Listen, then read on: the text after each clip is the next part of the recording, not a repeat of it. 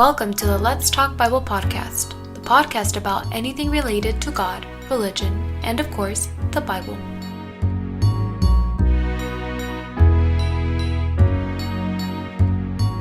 Please remember that this conversation is strictly academic and aims to enrich our knowledge about the people and events in the Bible. However, we also welcome any questions regarding our faith as members of the International Light of the World Church.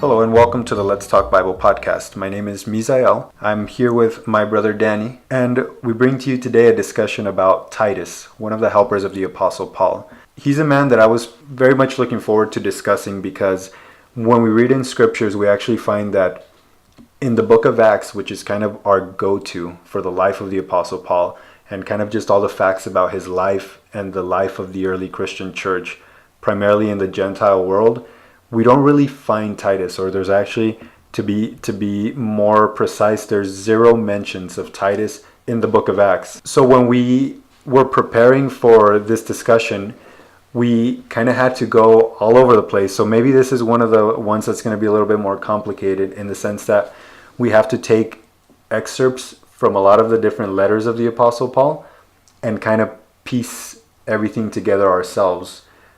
Is there any specific reason that he's not mentioned in the book of Acts, or any kind of theories floated around out there? Officially, no. But as I was telling you a little earlier, I think just Luke didn't really like Titus. The safest assumption we could make. Yeah, it's probably the most reasonable. It's the most reasonable because, as we're going to find out pretty soon, the very first mention chronologically of Titus is in the book of Galatians, or in the letter to the Galatians. Mm-hmm. And in this letter, we find that Titus was with Paul and Barnabas during the Council of Jerusalem. So the Council of Jerusalem, just as a bit of background, it was a getting together of elders of the church in the very early days of the church. Elders of the church, the apostles that were in Jerusalem, the original apostles of Jesus Christ, and the apostle Paul, because apparently there was this discussion going around where Jewish believers of Jesus Christ were trying to impose on the Gentile believers that they had to be circumcised. And so they get together in Jerusalem. This is Acts chapter 15. And they kind of talk about this, and all of the apostles come to the agreement that those who believed in Jesus Christ and were Gentiles were not circumcised. They didn't have to be circumcised in order to follow in the teachings of Jesus Christ. And so during this council, we later find out, again, Titus isn't mentioned in Acts, but we later find out that Titus was with the Apostle Paul and Barnabas. And I think that's a very good place to start. Galatians chapter 2, verses 1 through 3. Yeah. And my brother Danny here, he has the King James Version. I typically am going to be using the New King James Version. So we'll be going back and forth. But brother Danny, if you wouldn't mind starting this off.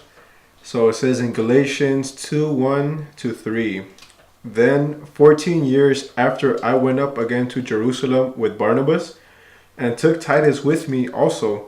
And I went up by revelation and communicated unto them that gospel which I preach among the Gentiles, but privately to them which were of reputation, lest by any means I should run or had run in vain. But neither Titus, who was with me, being a Greek, was compelled to be circumcised. So from this little part that we're reading in Galatians 2, we can see that Titus was a Greek.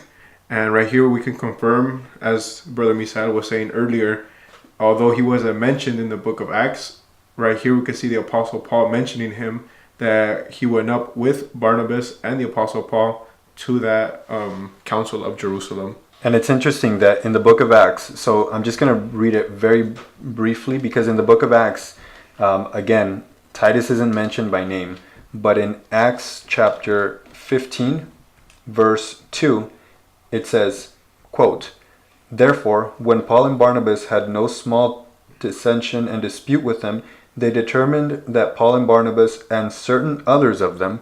So, see, it doesn't mention who else went with Paul and Barnabas, but in Paul's letter to the Galatians, he says Titus, who was with me. He specified. He who he went specifies. with. Yeah, that is very interesting why Luke wouldn't mention him in the book of Acts, but no certainties of why he didn't do it, just assumptions we can make. Because he didn't like him. Okay, but anyways. So in this part, it mentions that Titus was Greek. He wasn't circumcised. He was with Paul, and even though the discussion they were having in the Council of Jerusalem, Acts chapter 15, was about the circumcision, nobody compels Titus to be circumcised, because again, once they left this council, once they left this gathering, they all came to the agreement that those who were Gentiles before and were now believers or followers of Jesus Christ, they had no reason to be circumcised. Also, we can see with some of the other collaborators of the Apostle Paul when it was that they met and the Bible introduces them, but with Titus, we don't have a clear moment when they actually meet each other. Oh, that's true. All we have is this moment where the Apostle Paul is mentioning that Titus is accompanying them to go up to this council. Just like another observation about Titus and the lack of information we have about him. And like I said, this was very interesting research to do because we kind of have to piece it together ourselves. So if Titus was with the Apostle Paul, I think that kind of leads us to understand that Titus had believed previously. Yeah. You know, that he was already to the point to where he was making these trips with the Apostle and with Barnabas at that point. So as we know, by the end of the Jerusalem Council, the Apostle Paul is about to begin his second missionary trip. Yeah, and just to keep things in the timeline, what we're reading in Galatians is at the end of that first missionary trip of the Apostle Paul and in the beginning of the second one. Just because we're going to be jumping around from different letters of the Apostle Paul, we're going to try to keep the chronological order so everybody can know where it is that everything is happening exactly, whether if it's the first or the second or even the third missionary trip of the Apostle Paul. So during the second missionary trip that the Apostle Paul begins with Silas and then picks up Timothy, we know that Barnabas wasn't with them because of the issue that they had about Barnabas wanting to take his nephew with him and the Apostle Paul deciding to go with Silas. The Apostle Paul, as he was traveling, we find in the book of Acts that he would on a very regular basis send his helpers or collaborators either ahead of him, or at times he would leave them behind in certain cities to finish some sort of work. Sometimes it was to establish elders or to just help out the church that was beginning to develop in those areas. So although the Bible doesn't give us very direct guidance as to where exactly Titus was, this is where we're going to start to make one of our first assumptions. And Brother Danny likes to call them educated guesses because we're not just imagining these things. We've done a little bit of research. We're not saying we know everything, definitely not, but it's just kind of based off of scripture and timing and events and things like that. So, yeah, and before we did this segment, me and the brother had very long discussions about we don't always agree on everything. So that's why we say educated guess, because I presented my point of view on why I think what he said wasn't right, and he presented his point of view why he doesn't believe what I was saying was right, and we both agreed to these conclusions that we're going to present to you today. So when Paul begins his second missionary trip, he brings with him Silas and Timothy, and they're named very clearly in the book of Acts, and this is approximately chapter 16, where it begins to tell us where they go exactly. But Titus isn't mentioned anymore. Like we said, we know from the account in Galatians that Titus went with him to Jerusalem, but at the beginning of the missionary trip, the second missionary trip, there's no more mention of Titus. So we draw the conclusion that Titus had gone ahead to the city of Troas. Now, why do we think this? Because in 2 Corinthians chapter 2, verse 12 and 13, the Apostle Paul is recounting the time during his second missionary trip when he travels through a few cities and then arrives at Troas, looking for Titus, but he doesn't see him, but he doesn't find him there. So to read in 2 of Corinthians 2:12-14, it says, quote, "Furthermore, when I came to Troas to preach Christ's gospel, and a door was opened unto me of the Lord, I had no rest in my spirit, because I found not Titus my brother. But taking my leave of them, I went from thence into Macedonia." End quote. So this is kind of why we're getting this idea that the Apostle Paul had sent Titus to meet him in Troas, because he says when he went to Troas, he had no rest in his spirit because Titus was not there. In other words, he was kind of expecting Titus to be there upon his arrival. But when he didn't find Titus there, well, that's when he went to Macedonia. I'm going to read a biblical verse of where we can see that this is taking place in the second missionary trip. And right here is going to be important to pay a little attention because, like we said, this is where we start putting all the pieces of the puzzle together. Like we read in 2 of Corinthians, first the Apostle Paul went to Troas, and from there he went to Macedonia. And the piece of the puzzle where we saw it fit the best is in Acts 16. And I'm going to read from 6, 7, and 8, and then verse 11. Quote, "Now, when they had gone throughout Phrygia and the region of Galatia, and were forbidden of the Holy Ghost to preach the word in Asia, after they were come to Mysia, they essayed to go into Bithynia, but the Spirit suffered them not. And they, passing by Mysia, came down to Troas." And so this is where that first piece of the puzzle is. So like we saw in the second of Corinthians, where Paul goes to Troas, where here we see he came down to Troas. And if we read in 10, and we're just going to skip a verse because it's just in reference to the Apostle Paul having a vision. So in 10 it says, "And after he had seen the vision, immediately we endeavored to go into Macedonia, assuredly gathering that the Lord had called us for to preach the gospel unto them." And then it says in 11, "Therefore, loosing from Troas, we came with a straight course to Samothracia, and the next day to Neapolis." So right here we can see that the Apostle Paul, in this reference in Acts 16, he went from Troas to Macedonia, just like we read in 2 of Corinthians. Right, and that's 2 Corinthians chapter 2, verses 12 and 13, where he mentions that arriving at Troas, expecting to see Titus, he doesn't find him there, and so he continues on to Macedonia. So according to the Bible research that we've made, this is all happening during the second missionary trip. Like we said, the Apostle Paul was with Titus back in Jerusalem before beginning this trip, and then during this trip, there's no mention of the Apostle Paul and Titus being together, but it does mention that Titus was around. And like I said, from what I gather, Titus always seems to be a very important part of the Apostle Paul's ministry. To me, Titus had a lot of the trust of the Apostle Paul, to where he wasn't continuously with him.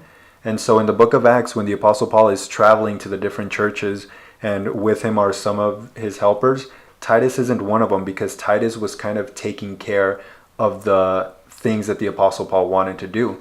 So during the second missionary trip, eventually the Apostle Paul arrives at Corinth, and then at the end of the trip, he goes through Ephesus and ends the second missionary trip back in Jerusalem, because he wanted to celebrate the Jewish feast that was approaching in those days. So having made it back to Jerusalem, the Apostle Paul decides to begin his third missionary trip. Now during the third missionary trip, we know that he's already visited the church at Corinth.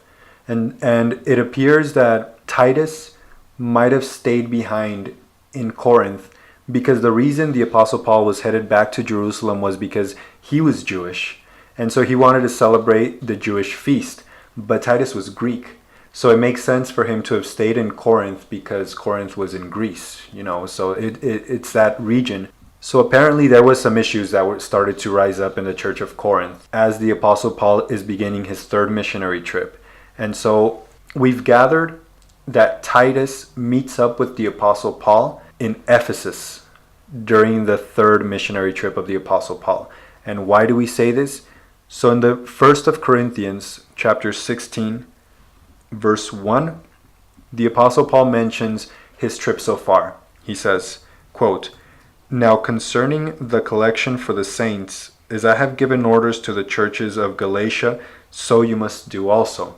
So the Apostle Paul mentions in this letter to the Corinthians that he's gone through the churches of Galatia. Now, Galatia was east of Ephesus, and so this is the way he was coming up from Jerusalem. Again, we're on his third missionary trip. But then in verse 5, he says, quote, "Now I will come to you when I pass through Macedonia, and it may be that I will remain or even spend the winter with you." So the Apostle Paul's plan was to head down to Corinth, but first he was going to go through Macedonia. If we follow his missionary trip in the book of Acts, the third missionary trip is the only missionary trip in which the Apostle Paul takes this approach of going through the north region of Galatia and then down to Ephesus, and from Ephesus to Macedonia and then Corinth. So with the issues that the church of Corinth was having, Titus comes to meet the Apostle Paul in Ephesus, and then the Apostle Paul sends Titus back to Corinth with the first letter to the Corinthians. So it's a little hard to visualize, but what's important is that the Apostle Paul met up with Titus in the city of Ephesus. So it's here in Ephesus where Titus presents to the Apostle Paul the problems that are going on. And from here, the Apostle Paul sends Titus back to Corinth with the first letter to the Corinthians. From there, the Apostle Paul makes his way to Macedonia, and from there, Titus, having taken the letter of the Apostle Paul to the brothers in Corinth, he exposed it to them, and so to kind of catch you guys up on what we're saying, we're going to read in 2 of Corinthians 7:5, and it says, quote, "For when we were come in Macedonia, our flesh had no rest, but we were troubled on every side. Without were fightings, within were fear. Nevertheless, God, that comforted those that are cast down, comforted us by the coming of Titus." End quote. So to kind of just recap what we just read, the Apostle Paul is in Macedonia, and now we could see, as he said, he was comforted by the arrival of Titus. And then he explains a little bit why. It says, quote, in verse 7, "And not by his coming only, but by the consolation wherewith he was comforted in you, when he told us your earnest desire, your mourning, your fervent mind toward me, so that I rejoice the more. For though I made you sorry with the letter, I do not repent, though I did repent." And I'm going to end quote right there. So again, we can see that Titus brought, and I want to say it in this manner, the good tidings of how the city of Corinth received the letter of the Apostle Paul. That although if we read the first letter, is like an exhortation, it's a pretty harsh letter. It's a harsh letter that he sends to them. But the city of the brethren in Corinth, they didn't get offended by it or anything. As it says, that they accepted it, the letter that the Apostle Paul had sent by Titus. And so this is kind of what we're using to put the pieces of the puzzle together. So to recap, the Apostle Paul was in Macedonia. Titus arrives there. Having already delivered the first letter, he arrives to Macedonia. He expresses to the Apostle Paul how the church received it. And then if we keep on reading a little bit more in the same chapter of Corinthians, we can see afterwards that the Apostle Paul once again sends him back to the city of Corinth to deliver the second letter. So in 2 of Corinthians chapter 8, we're going to skip over because it looks like you were saying, Danny, the main message behind the first letter to the Corinthians was kind of to address the issues that were going on in the church of Corinth. There was some sinning going on, and the church was kind of just laying back and not really doing anything about it. So it looks like Titus comes to the Apostle Paul seeking some sort of guidance, and then that's when the Apostle Paul sends him, and not really sends him, but he kind of gives him the message of what the church of Corinth should do. And then it tells us 2 Corinthians chapter 8 verse 16, quote, "But thanks be to God who puts the same earnest care for you in the heart of Titus, for he not only accepted the exhortation, but being more diligent, he went to you of his own accord." End quote. So again, that is the Apostle Paul going back to the reason for why he wrote to the Corinthians in the first place, the first letter. Now that he's writing the second letter, it looks like there's a bit more of an emphasis on a gathering that the Apostle Paul was asking of the rest of the churches and inviting the church of the Corinthians to do as well. It says in 2 Corinthians chapter 8, verse 1, quote, "Moreover, brethren, we make known to you the grace of God bestowed on the churches of Macedonia, that in a great trial of affliction the abundance of their joy and their deep poverty abounded in the riches of their liberality. For I bear witness that according to their ability, yes, and beyond their ability, they were freely willing." End quote. So it says in 2 Corinthians chapter 8, verse 18, that along with Titus, the Apostle Paul was sending a couple of other of his helpers. And it just goes on to describe the men he was sending. And it says in verse 23, quote, "If anyone inquires about Titus, he is my partner and fellow worker concerning you. Or if our brethren are inquired about, they are messengers of the churches, the glory of Christ." End quote. So again, Titus, this second time that he's going to the church of the Corinthians, he kind of brings with him a different type of message. It's more of an invitation to do good deeds or to work well as the other churches were doing, because the Apostle Paul gives them the example of the poverty in Macedonia.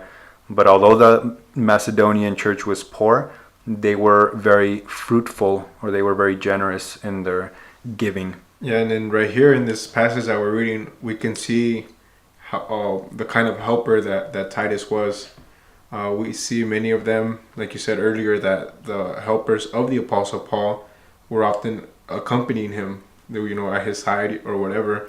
But we can see here Titus, when he is in Corinth and all these problems are going on, he's not with the Apostle Paul. He goes, he delivers a message. The Apostle Paul sends him, having that confidence within Titus. He sends him with his letter. Titus exhorts the church. He delivers a message, and once again goes back to bring that message to the Apostle Paul. And once again, we see the Apostle Paul in that same confidence that he has with Titus, sends him again with the second letter. So in a way, Titus, always under the supervision of the apostle, but with that confidence that he had, doing, you could say, these solo missions that the apostle was sending him to do. So we can see here, what kind of helper that he is to the Apostle Paul, that he wasn't always close to him or near to him, but he was administering or looking over the churches. And as we can see in Corinth, one of the churches that needed the most help, well, in reference to the Bible that we know of. Or in reference to the doctrine, more than anything. I mean, he sends them out there for, pardon my term, these heavy-duty missions, to help out the churches, or the churches that needed the most. And just the way he describes them, as you read in 23, quote, "Whether any do inquire of Titus, he is my partner and fellow helper concerning you."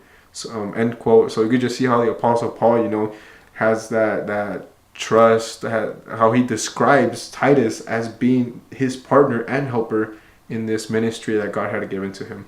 Right. And then, so after this, just to move along a little bit, so all of this is happening during the third missionary trip of the Apostle Paul. Eventually he makes it down to Corinth, because as we said, when he writes the second letter to the Corinthians, it appears he's still in Macedonia. So he hasn't arrived at Corinth yet. But during this third trip, he finally makes it down to Corinth. Then in Acts chapter 19, it talks to us that as he's headed back down to Jerusalem, he makes a stop at Miletus, and he has a kind of a gathering with all of his ministers or helpers.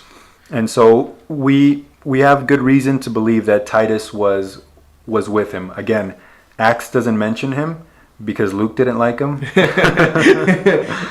Again, that's just something that we assume, or not even assume, it's just something that we like to point out. Yeah. But anyway, so no way whatsoever does Luke mention him for any given reason. Yeah, for anything. But so after the end of the Apostle Paul's third missionary trip, which again is after Ephesus, he goes back to Jerusalem. This is where Acts kind of starts telling us the story about how the Apostle Paul's arrest process begins, where he makes his appeals, and then eventually he is to go to Rome, where he's going to serve, as we know, approximately 2 years of house arrest. And so the Bible describes, or many people know, this trip that the Apostle Paul takes from Jerusalem to Rome as his fourth missionary trip, because along the way he's still caring for the church and he's still looking after the church. And so the Apostle Paul, on his way to Rome, he stops for the very first time, as far as we know, in a city, in an island named Crete.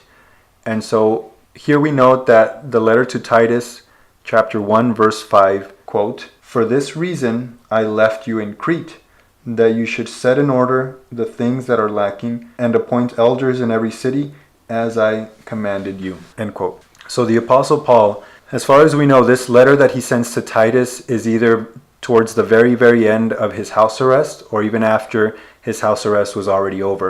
And so the Apostle Paul remembers back the time, because there's only one recorded visit of the Apostle Paul to Crete. And when he writes to Titus, he says, "For this reason, I left you in Crete."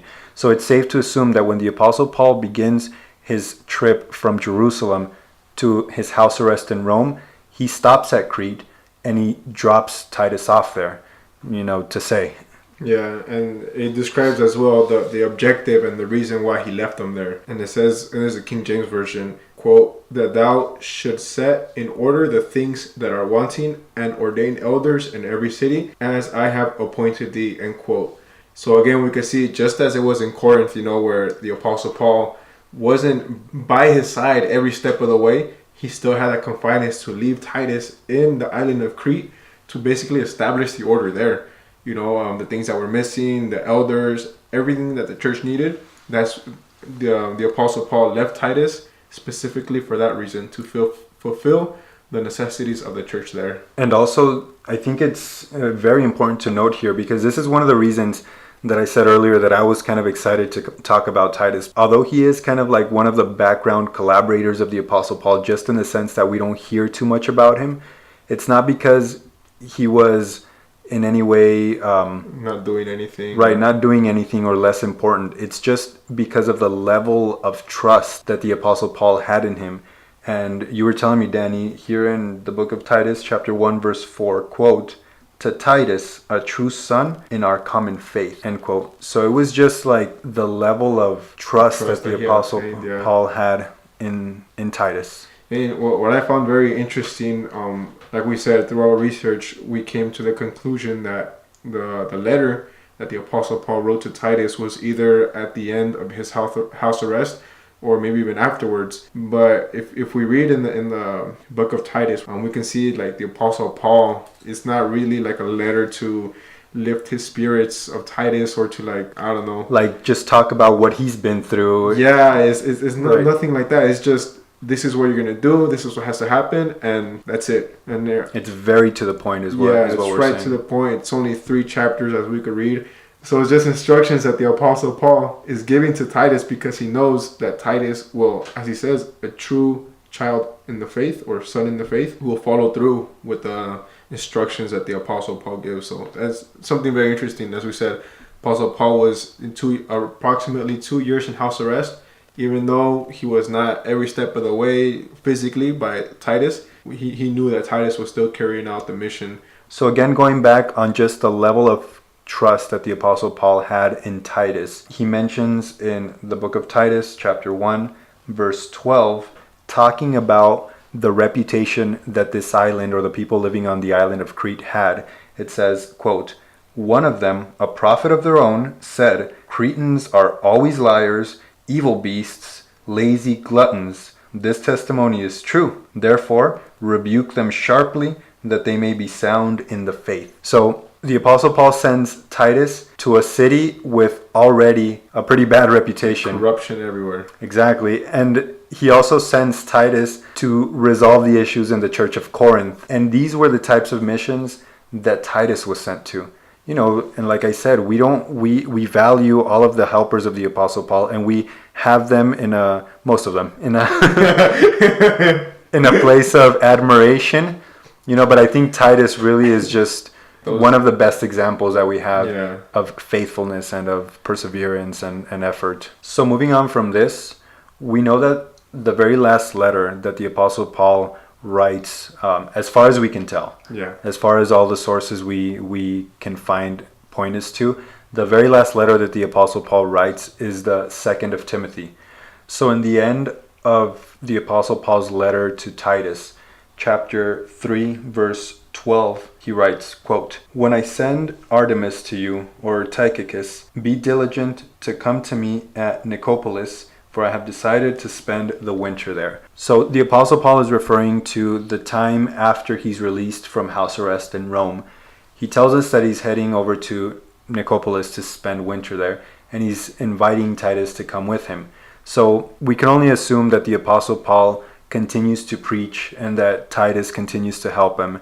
But in the very final letter of the Apostle Paul that he writes to Timothy, and so this is 2 Timothy, in the farewell portion towards the end, chapter 4, verse 10, he writes, quote, "For Demas has forsaken me, having loved this present world, and has departed for Thessalonica, Crescens for Galatia, Titus for Dalmatia." So here towards the end of the life of the Apostle Paul, we find that Titus is now in Dalmatia. And I think this is important to bring up because, as we'll be discussing later with Silas and Timothy as well, a lot of people place them in a very Catholic structure, saying that Silvanus or Silas was the bishop of Corinth, that Timothy was the bishop of I don't remember where, and that Titus was the bishop of Crete. And all of these things, or all of these positions, they kind of just suggest that the last place where these men were mentioned or are recorded to have been, that's kind of where they stayed, because a bishop is kind of an overseer of a larger church along with a lot of smaller churches. And we're not saying that Timothy and Titus or Silas, they weren't doing this. Surely these men, they had a lot of the faith of the apostle, and so they carried with them a lot of the responsibility of the churches, but that doesn't mean that they were stationary. Here towards the end of the apostle's life, Titus had been in Nicopolis with them, and then he was in Dalmatia. And others said that Titus maybe also deserted the apostle Paul, because the apostle Paul begins by mentioning this other person named Demas who had deserted him, who had left him. But Danny, I was just telling you earlier, I really doubt, very strongly that Titus would have been a type to abandon. Exactly, that Titus would have abandoned the apostle, especially after everything that he was willing to do for the apostle. Yeah. I don't know what your thoughts are on that. No, yeah, I mean, looking over and doing the research over all his missions and everything, it's hard to believe that he would abandon the apostle Paul. I honestly believe that he just kept helping him until his last breath, So that's pretty much what we were able to find on Titus. Like I said, Titus to me is, especially after the research we've made, and hopefully to you listening as well, we just have a bit of a greater appreciation for the work that he did. He was a very good example to the church back then of faithful service, and I think that to us as well, he serves as a great example of just, again, that longevity. And then just want to kind of leave you with this. As far as the research we have goes, the time span that Titus was helping the Apostle Paul was of, we could say, closer to 25 years. There's no exact dates, but we're taking into the account from when the Apostle Paul goes to Jerusalem, to the Council of Jerusalem in Acts chapter 15, to taking into account that he goes on the second missionary trip, on his third missionary trip, and eventually the fourth one where he ends up in Rome, and then later released from house arrest. Throughout all of this time, Titus was there.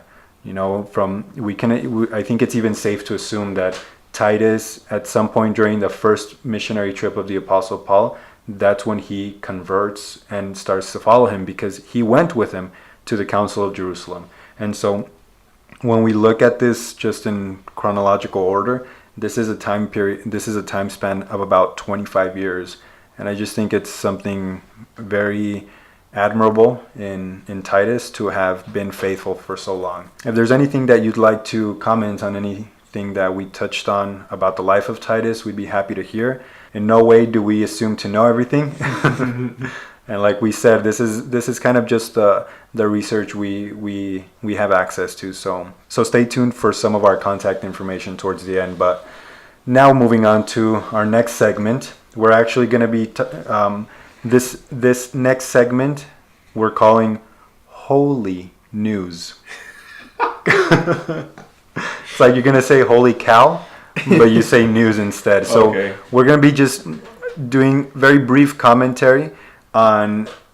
So there's just so much going on around us that talks about God in the news or in current events that discusses religion, and there's just such extreme points of views a lot of the times in those articles that we read or those news segments that we hear, that we'd like to just share our own opinion because we have opinions too. And we love to share them. And we like to talk. So Danny, if you wouldn't mind kicking us off. Yeah, this is an article. This was published October 20, but the headline reads, "Church that worships AI God may be the way of the future." So there's a church that's going to start, and that church is going to worship an AI God. So a little bit about the founder, Anthony Lewandowski. He worked for Google for almost 10 years and helped the company take the lead in self-driving cars. According to the research that we've done, in 2016, he resigned and went to co-found Auto, a self-driving company startup, and that company was acquired by Uber for a reported $680 million US. Oh, so this man's he's pretty well off. Yeah, he's pretty loaded from what we're seeing. You know, we can see from the type of job field that he's working in that he's very invested in technology. Yeah. That being said, I guess he's decided to start his own church, and this church is not like any of the others that we've recently read. The only really real information we have about this church, because looking it up, it's something that started up back in 2015. This is really all we have about the church. It says, "In its purpose, according to previous unreported state filings, is nothing less than to," and it says, quote, "develop and promote the realization of a Godhead based on artificial intelligence." And if I forgot to mention it a little bit earlier, the name of this church is called Way of the Future. So basically what Anthony Lewandowski is trying to do is develop an AI, basically. And what's an AI, just so everybody's on the same page? AI is artificial intelligence, basically a self-learning computing system. And so he wants to center or base his whole church on this AI system as a deity, as God itself. As a Godhead, yeah. And like we said, I mean, there's not much information. I mean, I looked up to see if they have a temple, if they have priests, if they have anything. Nothing. All we can find about this church is that it's called Way of the Future. And Anthony Lewandowski, he serves as a CEO and president. And basically, and I'm going to say it like this, its mission statement, which again is to develop and promote the realization of a Godhead based on artificial intelligence, and through understanding and worship of the Godhead, contribute to a betterment of society. So I guess the the mission statement is to make an AI as a Godhead, or in other words, an artificial intelligence. And it says through understanding and worship of that Godhead that he's going to make himself is going to contribute to a betterment of society. But something we were talking about a little bit earlier, you know, it's so if Anthony is the one making this AI or this Godhead, basically he's going to be the one deciding what is better for society and what is not better for society, you know. Right. So that's just something kind of interesting. For example, like let's say Anthony Lewandowski hates the color red, and he does some coding on his Godhead that the color red is bad for society, you know. Basically, it's his criteria. Whatever he wants to be done, this Godhead is going to do. And right, because he's the one developing the actual he's the one developing. He's the technology. one telling this Godhead what is good and what is not good. I mean, this could. I mean, it doesn't sound like a big deal right now, but I mean, what if this guy like hates a country or something, or hates a certain race or religion, and he just wants to exterminate it, you know? And we can see from other scientists like Elon Musk and Stephen Hawking, you know, that AI is something that could be a problem in the future. They go as far as to say that AI could be the existential threat to humanity, just because they will keep learning and keep on self-developing, that they could be a threat to humanity in the future. And if this guy is trying to set his own standards or his own ideas in this Godhead, well, who knows how far he could get, you know, with his own criteria or agenda that he has for himself. Well, when you sent me this article, kind of just as a primer of what we were going to talk about it briefly, I know that it mentions how he didn't just leave Google, he didn't just leave Uber either, but didn't he have issues or didn't he have problems in the places he worked? Yeah. So with that being said, so going back to Lewandowski, the kind of trouble that he got himself in, because as we said earlier, he was first working in Google, and then he went to open or co-found a company called Otto, which was later bought by Uber. Okay, so when he left Google to co-found this Otto company, well, I guess Google is claiming that the reason it was able to start up and grow so much was because he was stealing many of the industrial secrets, or like their way of operating or whatever. So Uber, it seems like they don't know about that this is what he was doing, because they later fire him. I think it's in May.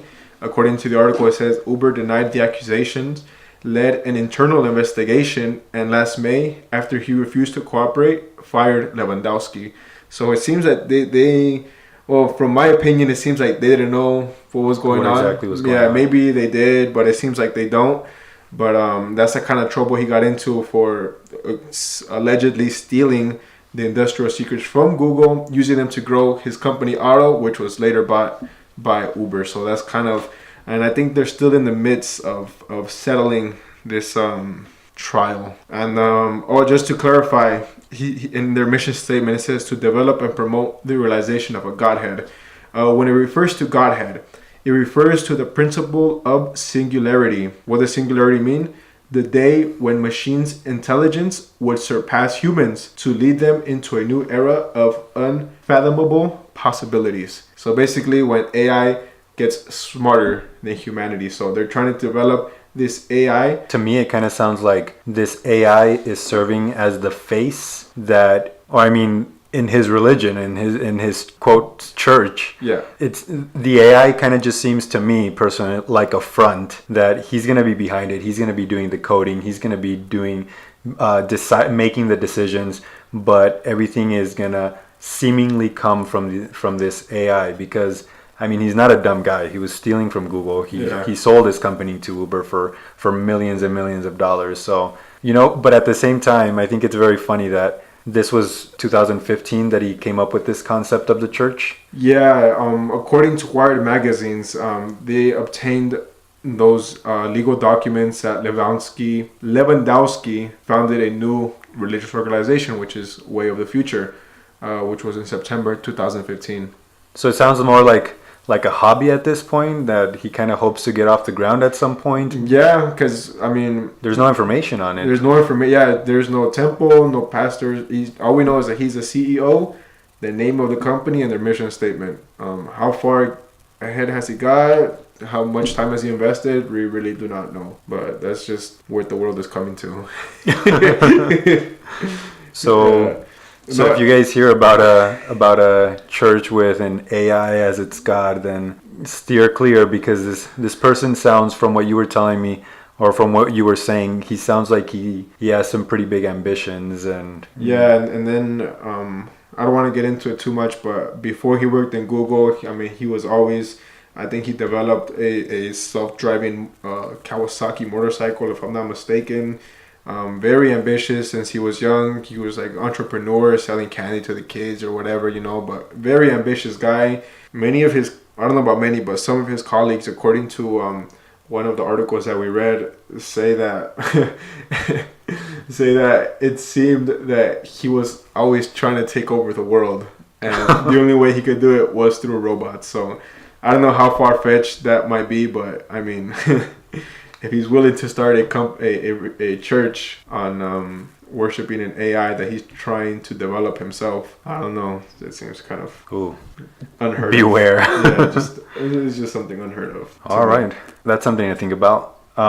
So moving on from that, the other article that we pulled up, again, this is all based on God, religion, church, anything like that is what we're very open to discuss and talk about. You know, something like that you were just mentioning. I think it's very concerning, but at the same time, I think it's one of those things that even if he were able to kind of get this off the ground, at least in my opinion, it's pretty far out there to where people are actually gonna follow this. Because I mean, I'm not saying that it's not possible. I was actually reading an article too regarding this, that people are forming a religion around Harry Potter. And it's not so much that they're like worshiping Harry Potter, but it's just that they're using the themes in Harry Potter of good and evil and morality and things like that, and trying to teach it to people through examples of Harry Potter. In itself, it's not very harmful. Yeah. But I think a person like this, you know, his ambitions come across very plainly, where he's not doing this out of the goodness of his heart. He, you know, somebody who's willing to steal from big companies or steal from anybody in general, you know, when they try to talk about morality, then, you know, I think people are a little bit more aware or skeptical, exactly. But moving on from that, the other article is very recent due to the hurricanes that we know have happened in, you know, that have affected Texas. And this article is regarding Texas a little bit more. And it's about whether churches should be entitled to FEMA relief funds. So the FEMA Relief Fund is a government program that is designed to help individuals and families whose insurance doesn't cover the loss costs after a natural disaster. So in Texas, on September 4th, and the article is very clear in saying that, you know, there was still water running through the streets, and there was still all these, like the storm was still not quite over yet. But in Texas, on September 4th, 2017, 3 churches filed for federal lawsuits alleging that the FEMA policy of excluding houses of worship from disaster relief grants is quote, unfair and unconstitutional. Now, before we get into a little bit more of the discussion, it's important to note that there are exceptions, because the FEMA grant outlines that those entitled to government funds are individuals and families. But there are exceptions to nonprofit organizations that are directly involved with providing essential services such as shelter, disability aid, childcare, and social services, etc. Okay. So the issue is that the churches don't necessarily involve themselves with helping the community in the time of the disaster, but immediately went into a lawsuit to say that, well, if FEMA is not going to pay for the damage to our churches, then that's unfair and unconstitutional. However, the reason people are having issues with this lawsuit is that the way that churches are a lot of the time structured is that, like a nonprofit, they're tax exempt, and like a nonprofit, they have these certain liberties. But unlike a nonprofit, they're not obligated by government to be transparent in the way that they operate. In the sense that, for example, churches have the certain right to discriminate. You know, they don't have to, whatever services they provide, they're not obligated like a nonprofit to not discriminate based on race, religion, or nowadays sexual orientation. And also the way they manage their money, right? They don't have to provide any sort of logs about it. So they could be doing however they want, and the government, well, they can't interfere because they don't know what's going on. So under the First Amendment, people have the right to practice their faiths. Okay. And so that's the issue that people are having, that, well, these churches, and I think it's very important to note that the churches that filed this lawsuit saying that it was unfair that FEMA wasn't giving them help to rebuild their churches, was that they're asking for taxpayer money, and it's churches that have very strong opposition against Oriental religions and homosexual individuals. You know, so let's say they win their lawsuit and they do have access to the FEMA for relief aid, then they're getting taxpayer money from all these people whom supposedly They discriminate against. Oh, wow. And so that's what people are arguing. They're saying that these churches want the best of both worlds. They want the right to public funds and the right to discriminate and avoid paying their fair share of taxes. So the question that it all comes down to is that if government is kind of being tasked with the responsibility of helping them rebuild, then shouldn't government also have a say in what goes on in them? Yeah, so it'll be more transparent. Transparent and to be treated as any other business. Yeah. You know, so I think that was a very interesting article because we're taught as Jesus taught. In the book of Matthew chapter 22 from verse 17, it talks to us about these men that came up to Jesus and they asked him, quote, "Is it lawful to give tribute unto Caesar or not?" So Jesus says, "Why are you tempting me? Show me a coin." And then they show him the coin and Jesus asks, "Whose image is on the coin?" And they answer, "Caesar's." And then verse 22, Jesus answers, "Render therefore unto Caesar the things which are Caesar's, and unto God the things that are God's." End quote. So there's no reason, in my opinion, I want to hear what you have to say as well, Danny, but in my opinion, there's no reason for these churches to be going after, these public funds. Yeah. Especially because of the points that I made earlier. One, they're very picky in what they do, and in the sense that they blatantly discriminate who they allow into their congregations. And also, they're not, they have nothing to do with that money. It was never intended to be theirs. They're suing over this money. So to me, it's just the things contradict one another. Yeah. In the sense that these churches are fighting over something that doesn't belong theirs. To them. That's not theirs, exactly. And so we as we're Christians as well, but we have a very different teaching on all of this. We're taught to work ourselves for everything that we understand to be the will of God for the church. If we want to build a house of prayer, then we work to build that house of prayer. Or if anything were to happen like this, because the article says, should the government respond for acts of God for a church? And I think it's very ironic the way they word that. But our answer, or personally from what I understand, our answer would be no. It's not the government's responsibility. And even in the church, the church in the scriptures, in the book of Acts, the early churches, they didn't always gather in a temple or a house of prayer. The Bible tells us that they would do gatherings in the members' houses or even by the river, because to serve God or to worship God, we don't need a physical house of prayer. It comes in handy and it's very useful and it's very nice to have, but that's not necessary for our service to God to the point to where we have to impose this on others. Demand, Exactly, to demand on others what we can do ourselves. And I don't know, Danny, what do you think of all this? Well, for the FEMA, you said it was for those nonprofit organizations that help the community give shelter for children and women. Is that what you said, or? Right. So the FEMA relief grant is specifically for individuals and families whose insurance doesn't cover the costs of the losses from natural disasters. Mm-hmm. But within that, there are exceptions, not for businesses. There are exceptions, though, for nonprofit organizations who specifically help people in need in those types of situations. Okay. And one last thing that I wanted to point out is that even businesses in those areas, when those things happened, there was a mattress company that started giving away free mattresses to those who lost their mattress. And these are for-profit businesses who were giving things away just because they saw the need in the people. And when we're taught in church to be generous and to be loving of one another, those businesses whose main purpose is to make money, they're giving things away, seeing the need of other people without any sort of demand of the government to refund them. Yeah, that was going to be kind of my next question. So this church that is discriminating against different groups, when these things happen, they didn't help out at all either? They didn't give shelter, nothing? Not as far as we could tell. It looks like they went straight for the suing. That's the funny part.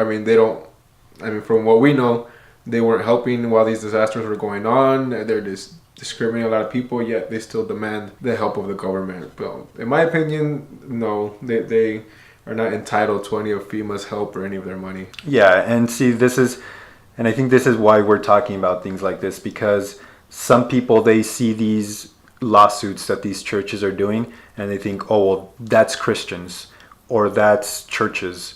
But in reality, it's really not. No, it's just this group. It's just these groups that make it onto the news or make it into these articles. But in reality, the word of God, again, Jesus said, give unto Caesar what is of Caesar, give unto God what is of God. And God isn't looking for the fanciest houses of prayer or to make sure that the roof is in perfect condition. I mean, those things are for our own safety and for our own well-being.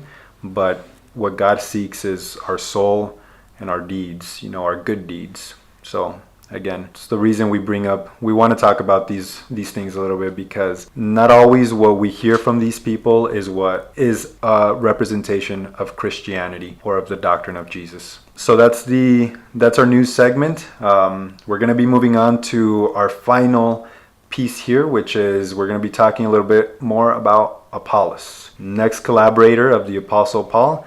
And Danny, if you wouldn't mind starting us off. Yeah, and just to let all of our listeners know right off the bat, me and Brother Misael have very different opinions when it comes to Apollos. We'll discuss that towards the end, but for right now, we'll just look over the biblical verses and be as objective as we can, putting aside our beliefs about him, and then towards the end, you'll hear us duke it out about what we believe. But to start off with Apollos, we have Acts 18:24 through 28. And again, I have the King James Version. And it says, and I quote, "And a certain Jew named Apollos, born at Alexandria, an eloquent man and mighty in the scriptures, came to Ephesus. This man was instructed in the way of the Lord, and being fervent in the Spirit, he spake and taught diligently the things of the Lord, knowing only the baptism of John. And he began to speak boldly in the synagogue, whom, when Aquila and Priscilla had heard, they took him unto them and expounded unto him the way of God more perfectly. And when he was disposed to pass into Achaia, the brethren wrote, exhorting the disciples to receive him, who, when he was come, helped them much which had believed through grace. For he mightily convinced the Jews, and that publicly, showing by the scriptures that Jesus was Christ." End quote. So we just read 4 verses, and it has a lot of information about our collaborator named Apollos. Firstly, he was a Jew who was born at Alexandria. Before moving forward, I want to talk a little bit about Alexandria itself. I'm not going to get into too much details, but Alexandria was an important city at the time. Its founder was Alexander the Great. So this city was in a city where there was a lot of diversity. From what the research that we did, there was many different districts within the city. A district for the Jews, other for the Greeks, other for Egyptians. So it was a diverse city where there was a mixture between, because we know the Jewish didn't believe the same as the Egyptians. Everybody had their own different religious beliefs. Yet everybody was able within their district to praise whoever they wanted to. In other words, it was a very diverse city and very fluent in their teachings or diverse teachings that they had. Right here in this city is what was known to be known as the Library of Alexandria, which was one of the biggest libraries in its time. The objective of Alexandria was basically to obtain all the knowledge in the world. But just to keep it short, so this is kind of the atmosphere that Apollos grew up in. He grew in a city that was very knowledgeable, that explored different philosophies, explored different histories. It was just a very diverse city. So right off the bat, we can see that he was a man who was educated, as we're going to continue reading, eloquent, mighty in the scriptures. So he was born in Alexandria. We don't know if that's where he came from exactly to Ephesus, but we know he was born in Alexandria. And while he was in Ephesus, the scriptures tells us he was instructed in the Lord, and being fervent, he spoke and taught diligently the things of the Lord. In other words, he was preaching there while he was in Ephesus. What were his intentions exactly? We don't know. All we know is that he was mighty in the scriptures. He was fervent in the spirit. He knew only the baptism of John. And while he was in Ephesus, he spoke boldly, preaching. So if we recall, Aquila and Priscilla were with the Apostle Paul in Corinth, in which he spent a year with them and Year and a half. a year and a half. And I believe they had the same trade, which was tent making. And whenever the Apostle Paul would go to preach in the synagogues, they were there attentively listening to what the Apostle Paul had to preach. So having acquired this knowledge or these teachings from the Apostle Paul, they listened to what Apollos was preaching, and they took it upon themselves to take him aside and to show him the way of God more perfectly. So, as we read earlier, Apollos knew the scriptures, he knew the baptism of John, but not that he was preaching something wrong, but there was something missing in his preaching. Well, this is when Aquila and Priscilla take him aside and they teach him. So, once he had acquired this information that Aquila and Priscilla had given to him, well, it says he was disposed to pass into Achaia. And then I believe Aquila and Priscilla write to the brethren or to the disciples who are in Achaia to receive him. And just to point out a little bit, or to note that when it says Achaia, it pretty much refers to the area which we now would refer to as Greece. So back then, the church was in the region of Achaia, was Corinth, Athens, kind of that general area. Yep. So they write letters to the brothers who are there in Achaia, and they tell him, you know what, he's gonna go help you guys over there or whatever, and he does. He goes over there and he convinces the Jews, publicly showing by the scriptures that Jesus was the Christ. So already, from what we're reading, it doesn't seem like a lot of time passed, but already Apollos was already helping out in the ministry of the Apostle Paul. Up to this point, they have not met yet, but he was already helping out with the teachings and in the preaching of the doctrine of Christ. And you know, when it mentions Achaia, like we said, this region was the region of Greece, where Corinth and Athens are. And this is towards the end of the second missionary trip of the Apostle Paul. So from this, we gather that in Corinth was Titus,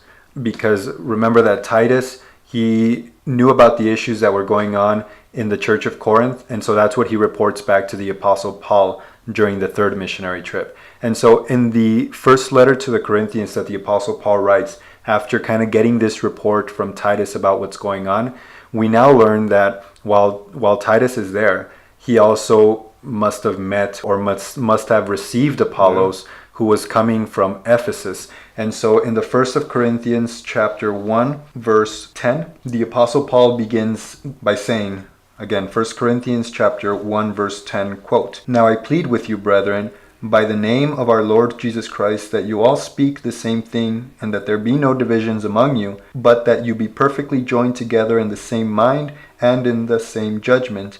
For it has been declared to me concerning you, my brethren, by those of Chloe's household, that there are contentions among you. Now I say this, that each of you says, I am of Paul, or I am of Apollos, or I am of Cephas, or I am of Christ." End quote. So, you know, amongst those exclamations of the church of the Corinthians, one of them was, I am of Apollos. And like you said, the scriptures, when they introduce Apollos to us, Apollos was a very eloquent speaker. It tells us that he was mighty in scriptures, and that when he arrives to the Corinth church in Acts chapter 18 verse 28, it says, quote, "For he vigorously refuted the Jews publicly, showing from the scriptures that Jesus is the Christ."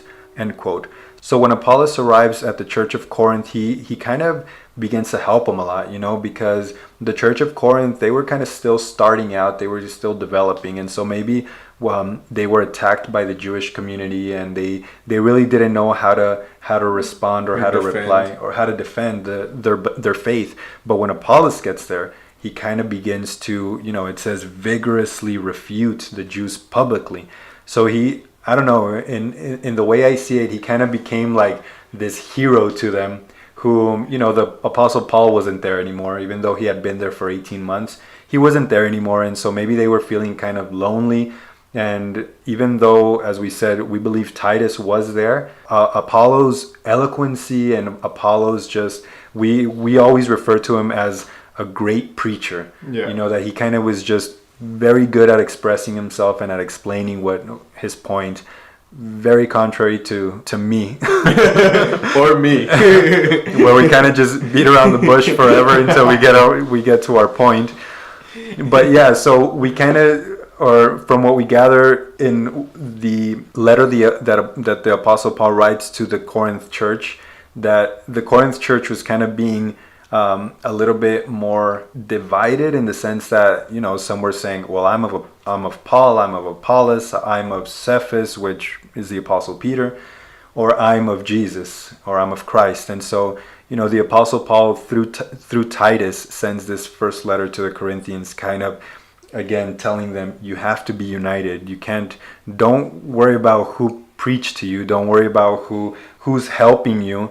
Remember that you know, all of this is of God and is through Jesus Christ. And so this was one of the, as we said earlier, the Corinth church, kind of as an underdeveloped church still, or as a still developing church, they had some of these issues. And apparently the arrival of Apollos, even though it helped in a sense, it kind of divided them in a different sense. Yeah, and so the rest of the mentions, 1 Corinthians 4:5-7, all of those are kind of just like a recap, or just recalling, you know, that what Brother Misael was saying a little bit earlier. There was a division, but that even though different preachers or different ministers, all of it proceeds from God and from His Son Jesus Christ. Until it goes to 1 Corinthians 16:12, it is mentioned about Apollos. It says, quote, "As touching our brother Apollos, I greatly desired him to come unto you with the brethren, but his will was not at all to come at this time, but he will come when he shall have convenient time." End quote. So this is, aside from the other mentions in the 1 of Corinthians, this is the only one you can say that's a little bit different. So basically what the Apostle Paul is saying is that he desired Apollos to go visit them. In other words, saying that Apollos was no longer there in the church of Corinth, because, or else why would he desire for him to be there? Neither was the Apostle Paul there, but Apollos, as I said, he will go whenever it is convenient for him to go. So that's kind of what we could get from that passage.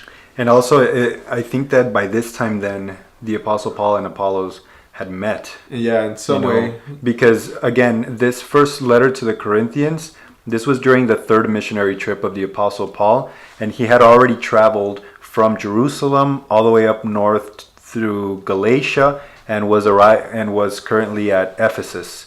So this was it's a pretty long journey. If you look at a map of back then, it's a pretty long journey. So it's possible that, you know, Apollos, he was at Corinth for a while, then he moved on either back to Ephesus, and that's where he met up with the Apostle Paul, and he was just kind of too busy to head back to Corinth at the moment. So Paul sends Titus, which, as we were mentioning in earlier, that Titus, he was of huge help and very willing to the Apostle Paul and with the church of Corinth. And based on the second letter to the Corinthians, you know, a lot of these issues that the church was having early on, they were pretty much resolved after that visit from Titus with the first letter from the Apostle Paul. So from here, the next mention of Apollos chronologically is about 10 years later in the letter to Titus. So in Titus chapter 3, verse 13, it says, quote, "Send Zenas the lawyer and Apollos on their journey with haste, that they may lack nothing." So this is the Apostle Paul again, approximately 10 years later. That first instance of Apollos being in Corinth happened during the Apostle Paul's second or third missionary trip, and then the Apostle Paul completes the third missionary trip, completes the fourth one, is under house arrest in Rome, gets released or close to being released, and then writes this letter to Titus. So again, Titus, the Apostle Paul, had left him in Crete, and then he writes this letter and giving him this task to receive Zenas the lawyer and Apollos, who would be coming to him. And he says, Apollos on their journey with haste, that they may lack nothing. So this is kind of like the last mention of Apollos. There's nothing really else in Scripture that gives us more information on him. So with the 10-year span, And this is what Brother Danny had mentioned earlier, that personally, Apollos bettered in his service. Because like we said, this whole discussion is regarding the helpers of the Apostle Paul. So in his own way, even though he had a rough start at the beginning where, he was preaching by himself, and then Priscilla and Aquila take him aside and show him the way of the Lord more accurately, he kind of continues to do his own thing for a little while. But to me, 10 years is a pretty big time span or time lapse, to where, if Apollos would have wanted to, I think that he could have continued to do his own thing. But based on this single verse in the letter of Titus that the Apostle Paul mentions Apollos in, to me, he was kind of still helping the Apostle Paul. He was still kind of, maybe not, he wasn't like the shining example Titus was. But I think that, based on his background, like you said, he came from a city that was just like flowing in knowledge and just oozing knowledge everywhere. Right. And I think that when somebody has that type of background, it's very difficult for them to then, accept a teaching or a new teaching or something that they hadn't already learned. And so based solely on that, that's why I'm saying I think that Apollos throughout after some time period, a few years maybe, he kind of redeemed himself, in my opinion. Yeah. Brother Danny, what are your thoughts? Well, like we said, this is where we differ. And Apollos, to me, he was just a good preacher. I don't see the verses to back up to say that he was a minister or anything. I just think he was a good preacher, full of spirit. He knew the scriptures. So here's where I'm going to go into a theory about Apollos, assuming a lot of things. But if it makes sense, let us know. If it doesn't, well, it barely makes any sense to me, but no, and I mean, people are free to think, or in these parts of Scripture where, again, I'm going off of one verse in Titus, that it doesn't even talk about Apollos' character. It kind of just gives the task to Titus to make sure he lacks nothing. Yeah, to bring him along. Exactly. So, I told you, Brother Danny, I think that Titus was at times like a supervisor of Apollos, because Titus was just and this is kind of why we linked in this discussion both Titus and Apollos together, because there's nothing else really to link Apollos with except maybe Priscilla and Aquila. But yeah, we're going off of just a very vague description of the time period and what was going on back then. So, sorry, but I interrupted. Go ahead. So when it comes to Apollos and we look at his beginnings, how he started off, some things I think that are important to keep in mind was that when Aquila and Priscilla found him preaching, and Brother Misael says that out of the goodness of his heart, Apollos began to preach what he knew. I have a very different perception of why he was preaching, or why he was there in Ephesus preaching. And to kind of just give reference to what I'm referring to, Jesus Christ said in John 7:18, it says, quote, "He that speaketh of himself seeketh his own glory, but he that seeketh his glory that sent him, the same is true, and no unrighteousness is in him." So, end quote. So what I'm trying to get at with this? Well, Apollos, being somebody who was neither sent by anybody, takes it upon himself to go to Ephesus and preach. And like we said, Brother Misael sees it as something admirable or something of good heart on his behalf. I see it more like he's going over there to try to search for his own glory. So having that verse that we just read in John 7:18 in mind, that he goes and he preaches on his own, to me, that's what his motive is. He's going over there searching for his own glory or trying to start a church, what have you. When Aquila and Priscilla hear him, they teach him and they show him the way of God more perfectly. What I believe is that he didn't accept it out of the goodness of his heart. I think he accepted it out of convenience for himself. So he hears this and he sees an opportunity for growth within the church. Because he sees, the work has already been done. He doesn't have to start his own church. Basically, he could just introduce himself as a pastor, a minister, whatever. As a preacher. Right. For his own profitable gain. And again, this is just assuming the worst about him. This is my theory about him, but No, I think it's good to hear just these differing points of views because the scripture didn't give us the details. yeah. So then he goes over to the disciples who believed through grace, which was over there in Achaia. And over there, like Brother Misael said, yeah, he starts to convince the Jews, or in other words, defending them. But I believe he's doing it for his own gain. In other words, to win the heart of the people or of the brethren that were there. And as a consequence, well, we could see it. Titus reports to the Apostle Paul everything that was happening in Corinth, including the division that was going on.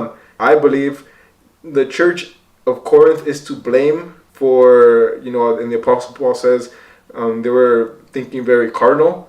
But I also believe that Apollos had his fair share of blame as well when it comes to the division that was going on in Corinth. So to this theory that I have, he went over to defend the brethren that were there in Achaia for his own personal gain, which was later manifested in the letter of Corinth. And I think those are all valid points.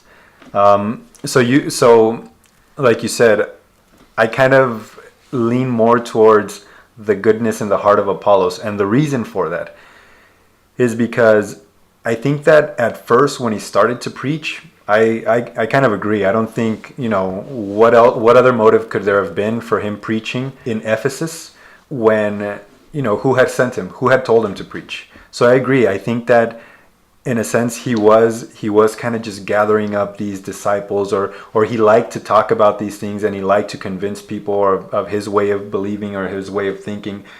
But I think that for a person like that, it's very difficult, because even today, when we talk to people about our faith, people will sometimes tell us, "Oh, well, I like the way that you preach. I like what you talk about. I like your church gatherings. I like this. I like that."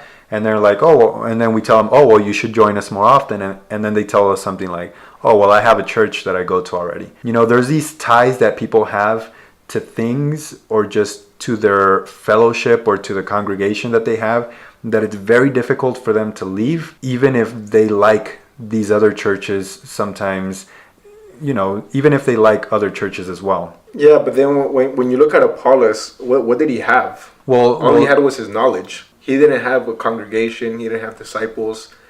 He just had himself preaching. Right, but that's why I'm saying I think that maybe in his beginning, what he had was his knowledge. And I think that for a lot of people, their knowledge, their way of seeing things, that's pretty big already. I mean, if you try and convince somebody otherwise, like most of the time, there's even like those theories that say, well, if you try to convince people, even with facts, people tend to hold on to their beliefs even tighter.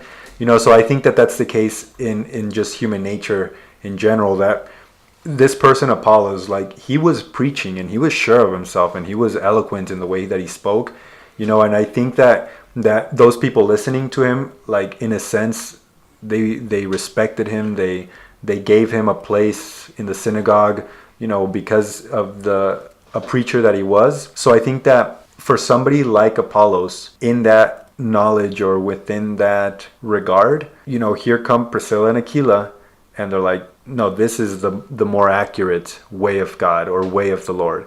And I think that for Apollos to be like, oh, you're right, let me go to Corinth and continue with this fellowship. I think that the fact that he did that in itself is already something that, to me, manifests that, yeah, maybe at first he had kind of his own struggles. Agenda.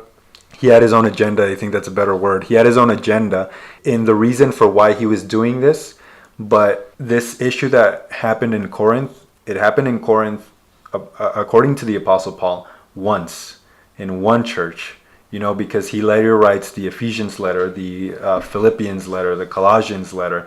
And if Apollos was headed over to Crete 10 years later, still mentioned by the Apostle Paul, I think it's safe to say that maybe he was at those other churches.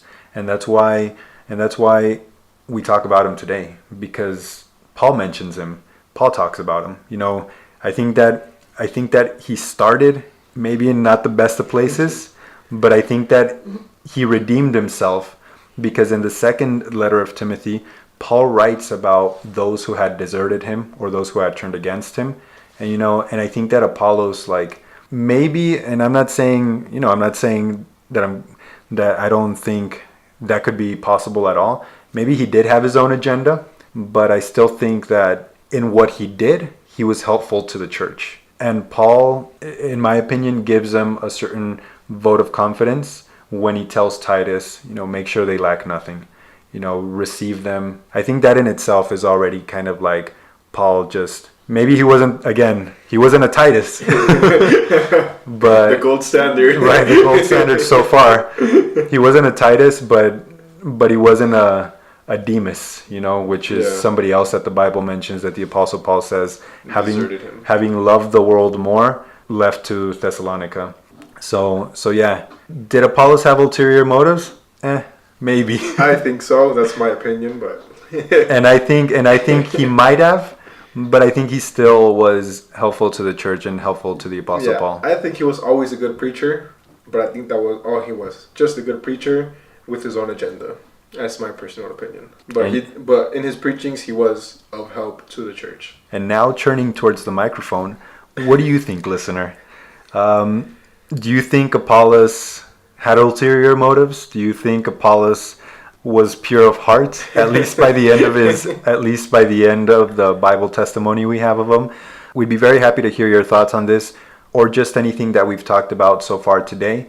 If you have anything that you'd like us to mention about Titus, about any of the news segments that we've talked about, or if you have any news segments you'd like us to talk about, or things that you'd like us to discuss, maybe topics for the future, we'd be very happy to hear about those as well. This is the Let's Talk Bible podcast, and we like to talk about the Bible. I know that sometimes the Bible is not the easiest book to read, but hopefully with this we can ease the difficulties or make it harder. Or make it harder, yeah. Or just, we just love to give our opinion, If you don't like to read the Bible, tell us what you want us to talk about, and we'll do the research and we'll talk to you about it. Any last words, Brother Danny? Just thank you so much for listening, accompanying us, putting up with our theories and everything that we've spoken up to this moment. Yeah, stay tuned for some of our contact information, and we can't wait to hear from you on Twitter, on Gmail, or any other way you can get a hold of us. Send a smoke signal if you have to. We take carrier pigeons. Telegrams, whatever you have. So until next time, unless we get an overwhelming amount of suggestions, which I highly doubt, but we'll probably be discussing some of the other helpers of the Apostle Paul, and we're very excited about sharing some of our research with you, and hopefully you can take something from all of this as well. We definitely are. I think I speak for both of us. We're learning a lot, just going over this and looking through all of this information and kind of taking the best of what we can for our own sake, as our own example in our daily lives. As you know, we're Christians and we want to do our part. So again, we appreciate you joining us. Till next time. Thank you. Stay up to date. Remember to follow us on Twitter at TalkBiblePod. Or to join the conversation, you can email us at letstalkbiblepod@gmail.com.